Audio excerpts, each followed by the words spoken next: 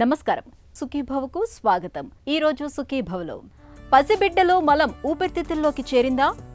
GLP మందులతో దుష్ఫలితాలా? Dialysis బాధితులకు మేలైన ఆహారమిదే. మోకిళ్లలో కొత్త చిగుళ్ళు. ఇంకా హెల్త్ టిప్. అమ్మ కడుపులో ఉన్నప్పుడు పసిబిడ్డ ఉమ్మనీరు మింగటం సహజమే. అయితే ఉమ్మనీటిని మింగినట్లుగానే కొన్నిసార్లు మలాన్ని కూడా మింగేస్తూ ఉంటారు. గర్భాశయంలో ఉన్నప్పుడు ఉమ్మనీటి నుంచి బిడ్డ పేగుల్లోని ద్రవాల నుంచి పేగుల పైపొరల నుంచి లవణాలు ఆమ్లాలు ఇవన్నీ కలిసి మలంగా పోగుపడుతూ ఉంటాయి.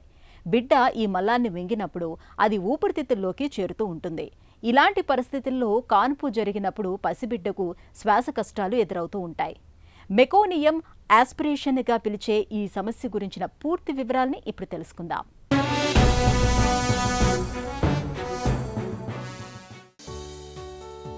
తొలి ఏడుపు బిడ్డను ప్రపంచానికి పరిచయం చేస్తుంది. గట్టిగా శ్వాస తీసుకునేలా చేసి ఊపిరితిత్తుల పనిని ప్రారంభిస్తుంది. తొలి పోషణ ముర్రుపాలు బిడ్డకు అవసరమైన పోషకాలన్నింటినీ సమకూరుస్తాయి. రోగ నిరోధక శక్తిని పెంపొందిస్తాయి. అలాగే తొలి విరేచనము ముఖం చిట్లించుకోవాల్సిన పనిలేదు. పిండం ఎదుగుదల క్రమంలో పేగుల్లోకి పేరుకుపోయిన వ్యర్థాలు పుట్టిన తర్వాత వీలైనంత త్వరగా విసర్జితం కావాల్సిందే. లేకపోతే లోపలేదో సమస్య ఉన్నట్టే. పసిబిడ్డ తొలి విరేచనం ముందు ఆకుపచ్చ రంగులో ఉండి ఒకంత నలుపుతో కూడిన రంగులో ఉంటుంది. దీన్నే మెకోనియం అని పిలుస్తారు. సాధారణంగా బిడ్డ పుట్టిన 24 గంటల్లో విరేచనం బయటకు వచ్చేస్తుంది. కొందరికి 48 గంటలు పట్టొచ్చు. కొన్ని సందర్భాలలో బిడ్డ మలం ఊపిరితిత్తుల్లోకి చేరుకుంటుంది. ఈ రకమైన పరిస్థితిని మెకోనియం ఆస్పిరేషన్గా పిలుస్తారు డాక్టర్లు. బేబీలు మొట్టమొదటిసారిగా మోషన్ పాస్ చేస్తారు. దాన్ని తెలుగులో మట్టు అంటారు, ఇంగ్లీష్లో మెకోనియం అంటారు. సాధారణంగా పిల్లలు పుట్టిన తర్వాత మొదట 1-2 రోజుల్లో ఈ మోషన్ అనేది పాస్ చేస్తారు. అది సాధారణమైన విషయం. కొంతమంది పిల్లలు గర్భంలో ఉండగానే ఈ మోషన్ని పాస్ చేస్తారు. అది సాధారణమైన విషయం కాదు. అలా గర్భంలో మోషన్ పాస్ చేసినప్పుడు అది ఉమ్మనీరుతో కలిసి అది ఊపిరితిత్తులోకి పొట్టలోకి వెళ్ళే అవకాశం ఉంటుంది. ఈ మోషన్ అనేది కొంచెం గట్టిగా ఉన్న మెటీరియల్ అనమాట. అది ఊపిరితిత్తులోకి వెళ్ళినప్పుడు మనకి చాలా సన్నగా ఉన్నటువంటి ఊపిరితిత్తు నాళాలన్నీ బ్లాక్ అవుతాయి. బ్లాక్ అయ్యి బేబీకి ఊపిరి తీసుకోవడంలో చాలా ఇబ్బందులు వస్తాయి. అవన్నీ కలుపుకొని మనం మెకోనియం ఆస్పిరేషన్ సిండ్రోమ్ అని చెప్పి అంటాం. బేబీ పుట్టిన తర్వాత మోషన్ పాస్ చేస్తే అది నార్మల్ అండి. బేబీ పుట్టక ముందు పొట్ట లోపలే మోషన్ పాస్ చేసిందంటే అది సమ్ అబ్నార్మాలిటీ ఉంది. బేబీకి గర్భసంచి లోపల సరైన ఎన్విరాన్మెంట్ లేనప్పుడు ఈ విధంగా మోషన్ పాస్ చేసే అవకాశం ఉంటుంది. బేబీ ఎదుగుదలలో లోపాలు ఉన్నప్పుడు ఐయూజీఆర్ బేబీస్ కానీ, లేదంటే బేబీకి ఏదైనా ఇన్ఫెక్షన్ డయేరియా ఇన్ఫెక్షన్ పొట్టలో ఉన్నప్పుడే వచ్చినప్పుడు, అంటే లిస్టీరియా ఇన్ఫెక్షన్ వచ్చినప్పుడు కానీ, లేదు అంటే కనుక పోస్ట్ డేటెడ్ 44 వారాలు దాటేసిన టర్మ్ బేబీస్ కూడా ఇలాంటి అయ్యే అవకాశాలు చాలా వరకు ఉన్నాయి. పుట్టిన తర్వాత తల్లిపాలు తాగడానికి సన్నద్ధం కావడానికి వీలుగా గర్భస్థ శిశువు ఉమ్మనీటిని మింగుతూ ఉంటుంది. ఉమ్మనీరు బిడ్డకు పోషకాలను అందించడంతో పాటు ఎదుగుదలను ప్రేరేపిస్తుంది. మలం దీని నుంచే పుట్టుకొస్తుంది. అయితే కొన్నిసార్లు తల్లి కడుపులో ఉండగానే విరేచనం పడిపోవచ్చు. బిడ్డ ఒత్తిడి, షాక్ వంటి వాటికి గురైనప్పుడు కండర బంధనాలు వదులై విరేచనం బయటకు రావచ్చు. పిండం తగినంత బరువు పెరగకపోవడం, 40 వారాలు దాటినా కాన్పు కాకపోవడం, గర్భిణి మధుమేహం, తల్లికి అధిక రక్తపోటు, ధూమపానం వంటివి దీనికి కారణం కావచ్చు. కాసేపట్లో కాన్పు అవుతుందనగా విడుదలైతే ఉమ్మనీటిలో మట్టు ముద్దలు ముద్దలుగా కనిపిస్తుంది. ఉమ్మనీటిలోనే మట్టు విడుదలైతే మరకలు ఏర్పడవచ్చు. దీంతో బిడ్డ చర్మం గోళ్లు రంగు మారిపోవచ్చు. ఇదేమీ హాని కలిగించదు. కానీ మట్టు ఊపిరితిత్తుల్లోకి వెళితే శ్వాస తీసుకోవడం కష్టం కావచ్చు. అందువల్ల వీరికి పుట్టిన వెంటనే సక్కడితో శ్వాసకోశం పైభాగాన్ని శుభ్రం చేయాలి. లేకపోతే విరేచనం గాలిగదుల వరకు చేరుకోవచ్చు. ఇది ప్రమాదకరమైన పరిస్థితి. మనకి ఊపిరితిత్తులు బ్లాక్ అయిపోతే మనకు ఊపిరాడకుండా ఎంత ఇబ్బంది పడతామో, చంటి పిల్లలు కూడా పొట్టలోపల ఉన్నప్పుడు ఇది మెకోనియం వెళ్ళి బయటకు వచ్చిన తర్వాత పుట్టిన తర్వాత ఊపిరి సరిగా ఆడకపోతే అంతే ఇబ్బంది పడతారు. రెస్పిరేటరీ డిస్ట్రెస్ వస్తుంది. సో మనం అప్పుడు వెంటిలేటర్ మీద పెట్టినప్పుడు కూడా మనం ఇచ్చే గాలి వెంటిలేటర్ ద్వారా ఊపిరితిత్తులకి వెళ్ళడానికి చాలా ఇబ్బంది అవుతుంది. అది కాకుండా మెకోనియం అన్నది ఒక కెమికల్ లాంటి సబ్స్టెన్స్. మనకేంటంటే ఇన్ఫ్లమేటరీ మీడియేటర్స్ అన్నవి రిలీజ్ అవుతాయి. సో ఊపిరి సరిగా ఆడదు. దాని మీదట ఇలా ఇన్ఫ్లమేటరీ మీడియేటర్స్ రిలీజ్ అయినాయి అంటే ఊపిరి తీసుకోవడంలో చాలా ఇబ్బంది అవుతుంది పిల్లలకి. పిల్లల్ని డెలివరీ చేయడానికి ముందు గైనకాలజిస్ట్ డాక్టర్ గారు అవసరమైతే ఆర్టిఫిషియల్ రప్చర్ ఆఫ్ మెమరీన్స్ అని చేస్తారు. అప్పుడు కనుక ఏమన్నా మెకోనియం ఉమ్మనీరు కనుక మెకోనియంతో స్టెయిన్ అయింది, ఎల్లోగా ఉంది, లేదంటే గ్రీన్ కలర్లో ఉంది అంటే మెకోనియం స్టెయిన్ అంటారు. సో అలాంటి కండిషన్ ఉంటే కనుక గైనకాలజిస్ట్ డాక్టర్ గారు చెప్పినట్టుగా డెలివరీకి మనం అయితే నార్మల్ డెలివరీకి లేదంటే ఎమర్జెన్సీ సిజేరియన్ డెలివరీకి వెళ్ళాల్సి వస్తుంది.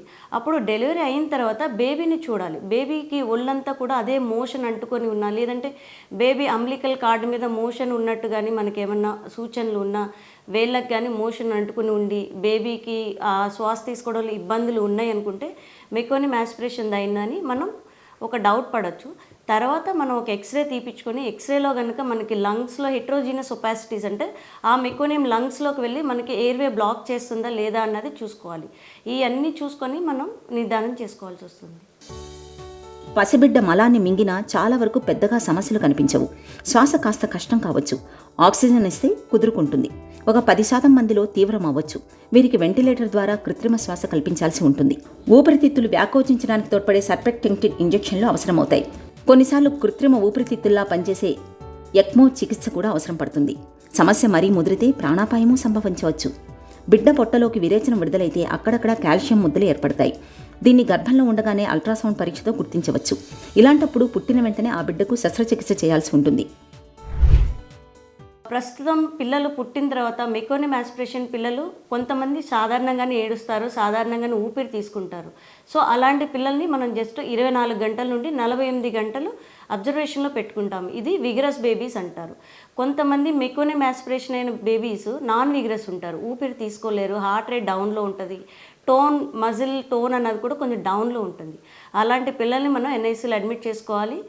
అవసరమైతే వెంటిలేటర్ సపోర్టు లేదంటే CPAP support based on baby ఎట్లా ఉంది, ఒక మోస్తరుగా ఆయాసం ఉందా, మోడరేట్గా ఉందా, చాలా సివియర్గా ఉందా, అలా ఎక్స్రే ఇవన్నీ చూసుకొని దానిని బట్టి మనం వెంటిలేటర్ అవసరం పడుతుందా, సర్ఫాక్టెంట్ కూడా ఇవ్వాలా లేదా అన్నది చూసుకొని ఇవ్వాల్సి వస్తుంది. మెకోనిమ్ ఆస్పిరేషన్ అన్నది యూజువల్గా బేబీ లోపల ఫీటల్ డిస్ట్రెస్ అంటారు. బేబీ ఎన్విరాన్మెంట్ సరిగా లేదు, మదర్ ఊంలో సరిగా ఎదుగుదల లేదు అనుకున్నప్పుడు ఇలా బేబీ మోషన్ పాస్ అయ్యే అవకాశాలు ఉంటాయి.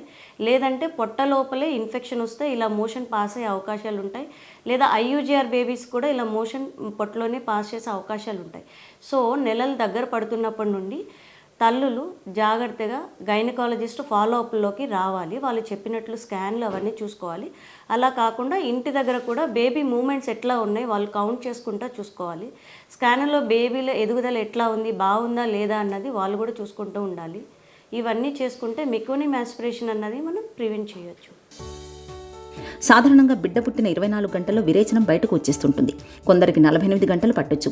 బిడ్డ తల్లి శరీరాన్ని తాకేలా చూసుకోవటం, వీలైనంత త్వరగా పాలు పట్టించడం ద్వారా త్వరగా విరేచనం సాఫీగా బయటకు వచ్చేలా చూడొచ్చు. కొందరికి విసర్జన ఆలస్యం కావచ్చు. పుట్టిన తర్వాత 48 గంటలు దాటినా మట్టు రాకపోతే బిడ్డకు కామెర్లు తలెత్తొచ్చు. అందువల్ల మట్టు ఆలస్యం కావడానికి కారణం ఏంటన్నది జాగ్రత్తగా విశ్లేషించాల్సి ఉంటుంది. ఇందుకు రకరకాల అంశాలు దోహదం చేయొచ్చు. కొన్ని మామూలువైతే మరికొన్నింటికి సర్జరీ అవసరమవుతుంది. మధుమేహం చికిత్సలో నేడు జీఎల్పీ మందుల రూపంలో సరికొత్త అస్త్రాలు అందుబాటులోకి వచ్చాయి.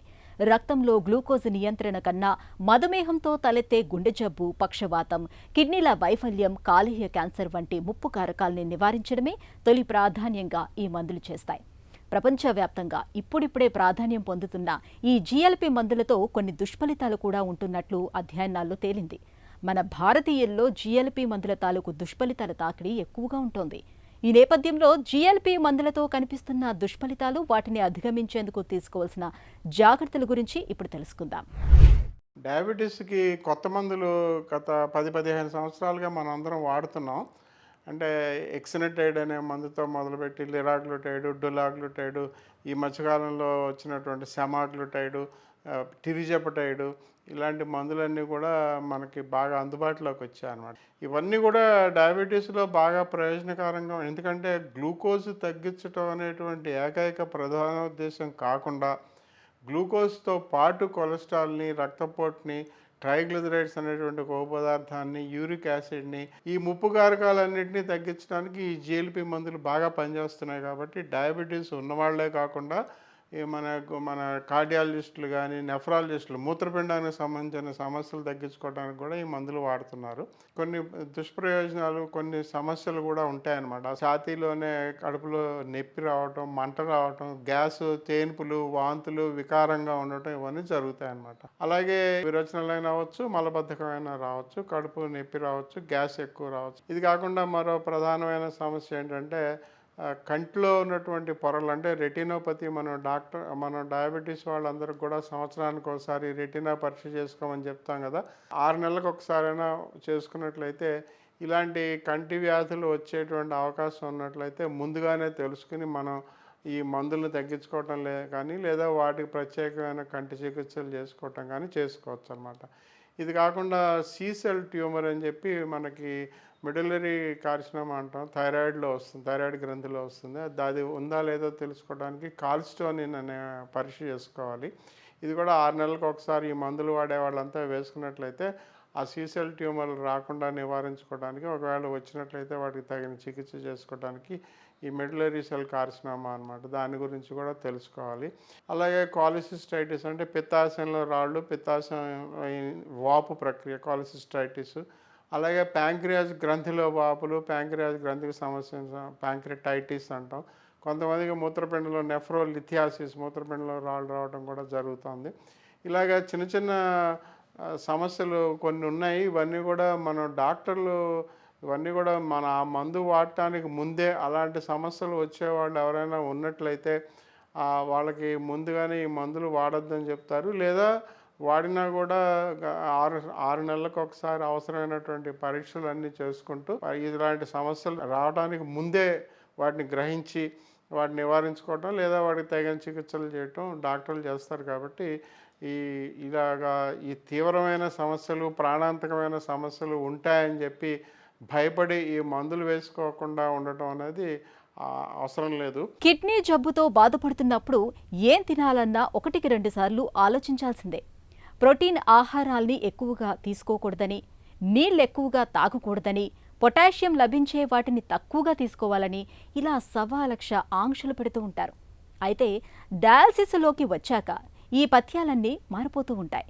కిడ్నీ జబ్బు ఉన్నప్పటికీ డయాలసిస్లో మాత్రం ప్రోటీన్స్ని ఎక్కువగా తీసుకోవాలని, నీళ్ళు ఎక్కువగా తాగుతూ ఉండాలని డాక్టర్లు చెబుతారు. అసలు డయాలసిస్లో ఉన్నప్పుడు ఏం తినాలో, ఏం తినకూడదో, రోజువారీ ఆహార నియమాలు ఎలా ఉండాలో ఇప్పుడు తెలుసుకుందాం. డయాలసిస్లో ఉన్న వాళ్ళకి ఏంటంటే 3 or 4 ఫ్యాక్టర్స్ చాలా ఇంపార్టెంట్. ఒకసారి కిడ్నీ ఫంక్షన్ అనేది మనకు <10% అయిపోయిన తర్వాత చాలామందికి యూరిన్ అనేది రాదు. వచ్చినా కానీ only 300 to 400 ml per day వస్తుంటుంది. సో వాళ్ళు ఏంటంటే 3 days అయ్యేటప్పటికి బాడీలో మనం తీసుకున్న వాటర్ అంతా పెరిగిపోయి వాళ్ళకు మామూలుగా వాటర్ లంగ్స్లోకి పోవడం వల్ల ఆయాసం వచ్చే అవకాశాలు ఉంటాయి. దానివల్ల ఏంటంటే ఈ ఒక్కసారి డయాలసిస్ వచ్చిన తర్వాత సాల్ట్ కన్జంప్షన్ అనేది <3 grams ఉండాలి, వాటర్ కన్జంప్షన్ అనేది <1 liter. అన్ని ద్రవ పదార్థాలు కలిపి కూడా ఒక రోజులో 1 లీటర్ కంటే ఎక్కువగా తీసుకోకూడదు. తర్వాత ఒక పెద్ద అపోహ ఏంటంటే ఈ ప్రోటీన్ ఇంటేక్ ఎంత తీసుకోవాలి అనేది. చాలామందిలో ఏం చేస్తుంటామంటే కిడ్నీ సివియర్ స్టేజ్ అంటే డయాలసిస్ రాకముందు వాళ్ళకి ఏంటంటే మనం ప్రోటీన్ ఇంటేక్ తగ్గిమని చెప్తాం. నార్మల్గా అంటే ఇప్పుడు early stages of chronic kidney డిసీజ్లో వాళ్ళ కిడ్నీ 10% 30 నుంచి 40% పనిచేస్తూ ఉంటుంది. కొన్నిసార్లు మెడికేషన్ పెట్టినప్పుడు ఆ 10% కంటే తగ్గే వరకు కూడా వాళ్ళని మందుల మీద మెయింటైన్ చేస్తుంటాము. సో వాళ్ళకి ఏంటంటే ఫర్దర్ కిడ్నీ డ్యామేజ్ కాకుండా ఉండడం కోసము ప్రోటీన్ ఇంటేక్ అనేది daily 0.8 to 1 gram per kg కంటే ఎక్కువగా వద్దని చెప్తాము. అంటే ప్రోటీన్ రిస్ట్రిక్షన్ చేయమని చెప్తాము. కానీ వన్స్ ఒకసారి డయాలసిస్ స్టార్ట్ అయిపోయింది, ఇంకా కిడ్నీ ఫంక్షన్ ఏమీ లేదు అనుకున్నప్పుడు వాళ్ళకు ప్రోటీన్ రిక్వైర్మెంట్ అనేది ఎక్కువగా ఉంటుంది డయాలసిస్ పేషెంట్స్లో. సో వాళ్ళు వాటర్, సాల్ట్ తక్కువ తీసుకోవాలి, బట్ ప్రోటీన్ ఇంటేక్ అనేది పెంచుకోవచ్చు. ఒకసారి డయాలసిస్ వచ్చిన తర్వాత మామూలుగా ఈవెన్ నాన్ వెజ్ తీసుకోవడం కానీ, ప్రోటీన్ ఎక్కువగా ఉండే ఎగ్స్ కానీ, పన్నీర్ కానీ ఎక్కువగా తీసుకోవడం అంటే up to 1.2 gram per kg body weight తీసుకోవడం అనేది చాలా మంచిది. అదర్వైజ్ వాళ్ళకి ఏంటంటే ఈ డయాలసిస్ కంటిన్యూస్గా చేసుకోవడం వల్ల మ్యాల్న్యూట్రిషన్లకు వెళ్ళే ఛాన్సెస్ ఉంటాయి. సో వీళ్ళందరూ కూడా adequate calorie intake and protein intake అనేది డయాలసిస్ పేషెంట్లలో ఎక్కువగా మెయింటైన్ చేసుకోవాలి. నరికిన చెట్టు మొదల నుంచి తిరిగి కొత్త చిగుళ్ళు పుట్టుకు రావటం, ఆపై చెట్టు పచ్చదనపు శోభను సంతరించుకోవటం ప్రకృతి సహజం. అచ్చంగా మన మోకిళ్లలోనూ ఇలాగే జరిగితే మోకిళ్లలో అరిగిపోయిన గుజ్జు తిరిగి చిగుళ్ల మొలకలతో పునరుత్పత్తి అయితే ఇన్నాళ్లు ఊహలకే పరిమితమైన ఈ అద్భుతం ఇప్పుడు వాస్తవ రూపంలోకి వచ్చేస్తోంది. మూల కణాల సాయంతో మోకిళ్లలో కార్టిలేజ్ మొలకల్ని తిరిగి మొలిపిస్తున్నారు డాక్టర్లు. మందులు, కీలు మార్పిడికి ప్రత్యామ్నాయంగా మన ముందుకొచ్చిన ఆధునిక చికిత్స కార్టిలేజ్ స్టెమ్ సెల్ థెరపీ గురించిన పూర్తి వివరాల్ని డాక్టర్ని అడిగి ఇప్పుడు తెలుసుకుందాం.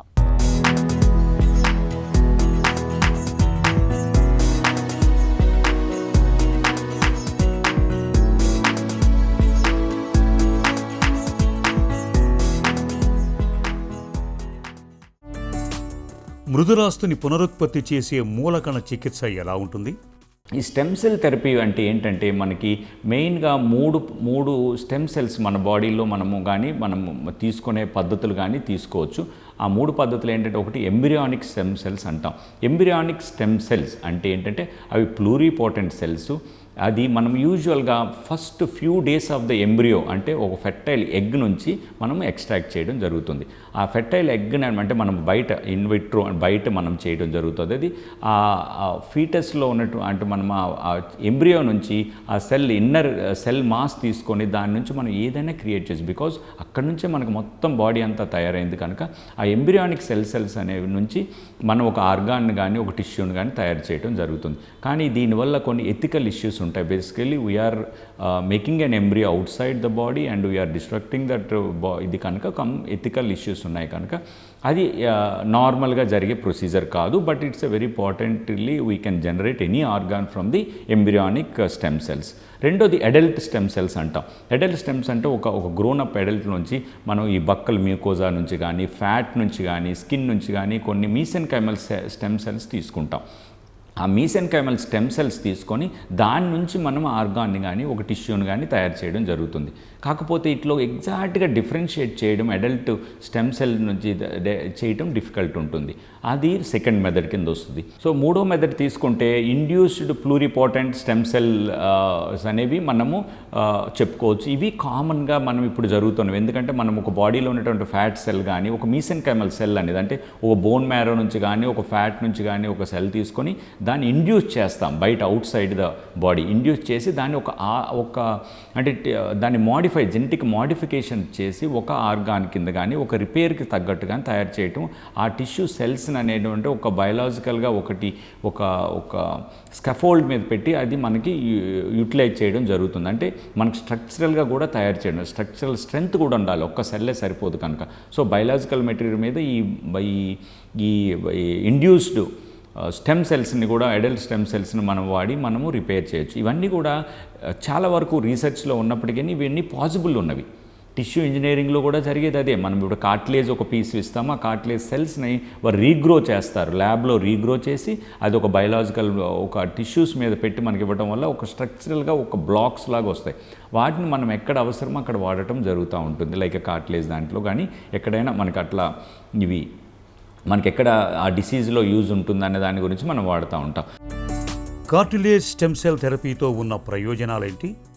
బోన్ అండ్ జాయింట్ డిసీజెస్లో కార్టిలేజ్ అనేది, ఫర్ ఎగ్జాంపుల్ కార్టిలేజ్ ఒక్కసారి డ్యామేజ్ అయితే మళ్ళీ రీప్రొడ్యూస్ కానీ అది రిపేర్ కానీ అవ్వదు కనుక ఈ కార్టిలేజ్ సెల్స్ని మనము బయట టిష్యూ ఇంజనీరింగ్గా కానీ లేకుంటే ఇండ్యూస్డ్ సెల్స్ కానీ తయారు చేసి అక్కడ మనము ఉన్న జాయింట్లో ఉన్న డిఫెక్ట్లో మనం ఫిల్ చేయటం వల్ల మళ్ళీ న్యూ కార్టిలేజ్ ఫామ్ అవడానికి కానీ ఉపయోగపడుతుంది. ఆ కార్టిలేజ్ అంటే ఆర్థరైటిస్ పేషెంట్కి స్టెమ్ సెల్స్ అనేది వాడడం జరుగుతుంది. లిమిటెడ్గా ఇప్పుడున్న రీసెర్చ్ ప్రకారం లిమిటెడ్గా యూసేజ్ జరుగుతుంది. ఎందుకంటే ఖచ్చితమైన రిజల్ట్స్ ఖచ్చితంగా ఇంకా రాలేదు కనుక కార్టిలేజ్ డ్యామేజ్లో లిమిటెడ్గా మనం వాడటం జరుగుతుంది. మూలకణ చికిత్స ఎవరికి బాగా అనుకూలం? నార్మల్గా ఈ స్టెమ్ సెల్స్ అనేవి ఇప్పుడు ప్రెజెంట్ తీసుకుంటే ఖచ్చితంగా ఉపయోగపడేది హిమటలాజికల్ డిసార్డర్స్. ఫర్ ఎగ్జాంపుల్ ఒక bone marrow related issues like leukaemia కానీ, క్యాన్సర్స్ అంటాం కదా, leukaemia, lymphoma, sickle cell anaemia, aplastic anaemia, ఇలాంటి డిసీజెస్లో bone marrow related and blood related ఇష్యూస్లో ఈ స్టెమ్ సెల్ థెరపీ అనేది ఖచ్చితంగా చాలా యూజ్ అవుతున్నాయి. దాన్నే బోన్ మ్యారో ట్రాన్స్ప్లాంటేషన్ అంటాం. ఇది వెల్ ప్రూవెన్ అండ్ బాగా వాడే పద్ధతి ఇప్పుడు స్టెమ్ సెల్స్ వాడే పద్ధతి. అదేవిధంగా ఇప్పుడు తీసుకుంటే కళ్ళలో ఉన్న కార్నియా దగ్గర నుంచి, హార్ట్లో ఉన్నటువంటి మయోకార్డియం దగ్గర నుంచి, అదేవిధంగా డయాబెటిక్స్లో ఉన్నటువంటి బీటా ఐలెట్ సెల్స్ అని ప్యాంక్రియాస్లో ఉంటాయి, ఆ సెల్స్ వరకు కూడా మనం ఇప్పుడు రీప్రొడ్యూస్ చేయడం జరుగుతుంది. అవన్నీ కూడా రీసెర్చ్లో ఉన్న ఫ్యూచర్లో అవన్నీ కూడా మనకు అందరికీ అవైలబుల్గా అవుతాయి అనేది చెప్పగలను. మూలకణ చికిత్స ఫలితాలు ఎలా ఉంటున్నాయి? అంటే ఏవియన్ ఏవాస్కులర్ నెక్రోసిస్ అంటాం. హెడ్ ఆఫ్ ది ఫీమర్ అనేది మనకి ఇప్పుడు పోస్ట్ కోవిడ్ స్టీరాయిడ్ వాడటం వల్ల కానీ వీటి వల్ల హెమటలాజికల్ డిసార్డర్స్లోను కానీ ఈ తొంటి ఎముకలో ఉన్నటువంటి బాలు అంటే ఫీమరల్ బాలు చనిపోవడాన్ని ఏవాస్కులర్ నెక్రోసిస్ అంటాం. అటువంటి వాళ్ళకి కూడా ఈ స్టెమ్ సెల్ థెరపీ అంటే బోన్ మ్యారోని ఎక్స్ట్రాక్ట్ చేయటము, ఆ బోన్ మ్యారో నుంచి మనం కాన్సన్ట్రేటెడ్ స్టెమ్ సెల్స్ని మనము అక్కడ ఇంజెక్ట్ చేయటం వల్ల మళ్ళీ రీజనరేట్ అక్కడ అయ్యి న్యూ బోన్ ఫామ్ అవడం జరుగుతూ ఉంటుంది. సో అందులో కూడా మనం స్టెమ్ సెల్ థెరపీ యూజ్ అవుతుంది. ఇంకా బోన్స్ విషయానికి వస్తే బోన్స్లో ఇరిగిపోయిన బోన్స్ ఉంటాయి, ఇరిగిపోయిన ఒక్కోసారి కలవ్వు. అలాంటప్పుడు కూడా ఈ బీమ్యాక్ కానీ అంటే బోన్ మ్యారో యాస్పిరేట్ కాన్సన్ట్రేట్స్ని మనం ఈ స్టెమ్ సెల్స్ని విత్ గ్రోయింగ్ ఫ్యాక్టర్స్తో కూడా ఉంటాయి కనుక అక్కడ మనం ఇరిగిపోయిన జాయింట్ కలవని ప్రదేశం నాన్ యూనియన్ అంటాం, అటువంటి వాటికి ఇంజెక్ట్ చేయడం వల్ల కూడా ఆ హీలింగ్ ప్రాసెస్ని ఫాస్టన్ చేయడం జరుగుతుంది. అదేవిధంగా టెండాన్స్ అంటే ఇప్పుడు ఒక టెండాన్ అనేది తెగిపోయింది అనుకుంటాము, రొటేటర్ కఫ్ అని అంటాం ఇక్కడ షోల్డర్ జాయింట్ దగ్గర కానీ, అదేవిధంగా టెండో యాచిలస్ కానీ తెగిపోయినవి ఏంటంటే నెక్రోజ్డ్గా ఉంటాయి, వాటికి బ్లడ్ సర్క్యులేషన్ లేక అవి రిపేర్ అంత ఈజీగా అవ్వవు. మనం రిపేర్ చేస్తాము కానీ కలవు సరిగ్గా. అట్లాంటి వాటి పరిస్థితుల్లో కూడా మనం ఈ స్టెమ్ సెల్స్ అనేవి ఆ ప్రదేశంలో వేయటం వల్ల న్యూ టెండానెస్ అది అంటే బెటర్గా రీజనరేట్ అయ్యి అక్కడ అది హీలింగ్ కూడా బెటర్గా అవడానికి ఉపయోగపడతాయి.